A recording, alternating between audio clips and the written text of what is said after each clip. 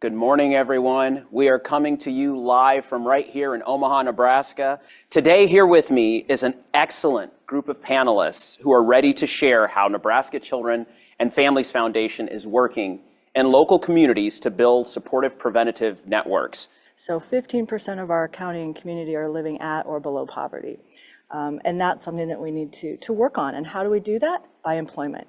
And not only employment, but by rising employment levels and skill levels and increasing income opportunities. Our issues revolve around not having enough employees, not having enough skilled people, but also barriers to individuals being able to perform, to get to work, to stay at work. So retention is also a huge issue. If you have childcare issues, if you have housing issues, if your children are going to school hungry, if you don't have appropriate housing, you can't focus on your work and you can't focus on being a productive worker. So we are building those collaboratives with employers. I mean, first of all, obviously, if you have all the necessary supports for your employees, your team at work, they're going to be more productive. They're going to show up every day, all those things. Clearly, that is a fundamental or foundational truth. These are all factors that would never have been part of an economic development conversation not very long ago. And so you have board members in these organizations all across the state who may not be aware that they should be thinking about helping with childcare, housing, transportation, all those things. We need a workforce. We need that workforce to be engaged and show up day to day, and they can't do that without addressing some of these things. So communities, collaboratives, working together with employers to determine how is the right way for a particular employer, a particular business community to come together and make progress on these. I think that's an important conversation. Last year, through the community collaboratives, there's 23 of them across the state. They served over 70,000 people, just as Amanda just mentioned. And so we really want to make that partnership between businesses and community. All of these solutions are going to be, generally speaking, community-based. They're all going to happen in a place, in a community, with an employer, whatever. You know, the state or even federal resources are great, necessary.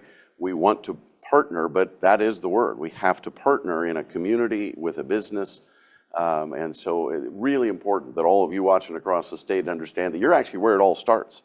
The most important thing for employers and that we need are for them to remain innovative, open to new ideas, and different ideas. We have to do things differently to impact our communities today.